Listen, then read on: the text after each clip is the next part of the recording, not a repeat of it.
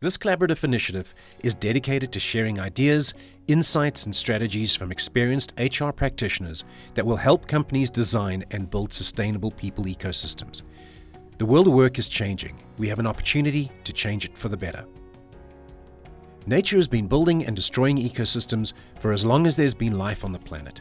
Ecosystems provide a different way of looking at how to organize interactions with one another. We've identified 6 processes required to build a sustainable people ecosystem. Each of these processes creates an experience for one or more stakeholders in the ecosystem. Each process is driven by 4 enablers. Data, because data is like the water and air that flows through an ecosystem. Process efficiency, because ecosystems will naturally remove inefficiencies as they evolve. Culture, because what we value is ultimately what we do. And technology and tools, because they can accelerate adoption, increase efficiency, and facilitate data flow. Architects provide 3 important services, and so we'll be focusing our questions to help us with 3 tasks. First of all, to visualize a future, we first need to know what's wrong with the present. Second, to design a blueprint, we need ideas for new processes designed in line with specific principles. And lastly, to make things happen, we need a plan. This conversation is with Cesar Aguirre, someone that we've worked with for nearly 10 years. I have an enormous amount of respect for his ability to not only be willing to think differently, but be able to secure the resources that make innovation happen. Cesar has chosen the practice area of promote and deploy, and we'll be talking about how to create these experiences for each of these stakeholders. How do you create an experience for employees that this is a place to grow a career? I think that one of the reasons why people have become disillusioned with companies is that the lack of good quality career conversations. It's often that employees either don't really have a clear understanding of their own aspirations and goals or don't articulate them properly. So the companies don't have the information that is needed to connect people with career opportunities. In a people ecosystem where the focus is on building sustainable relationships, I think it's critical to improve the quality of the career conversations and truly promote this sharing of information from both sides. What's the biggest challenge in doing this? I think the biggest challenge is the lack of long-term perspective. Think about how we make our future selves pay for the actions that we take today.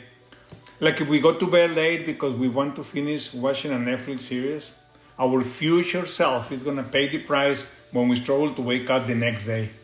At the time, the cost is zero and the benefit of finishing the series is perceived as high. Companies tend to put too much focus on short-term results, and people want a job that will maximize their rewards today. Neither of them thinks about how what they are doing today is going to create a better place to work in tomorrow. But a people ecosystem needs to create this balance between short-term gains and long-term investments. How do talent marketplaces fit into this idea? Well, I don't think talent marketplace fits into the idea of people ecosystem. And let me tell you why I'm saying this.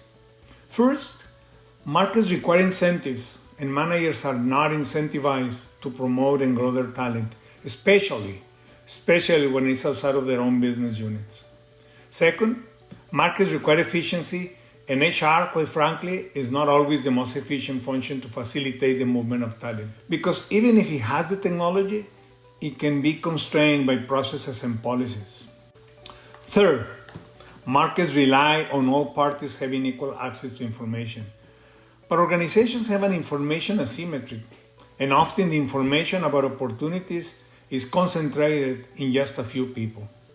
Fourth, markets need a common definition of what they are trading, but there is a lack of consistency in defining what talent really is. And that makes it difficult to match the right talent to the right role. And lastly, markets work best when friction is reduced, and any formal process of promoting and deploying talent becomes bureaucratic and inconvenient.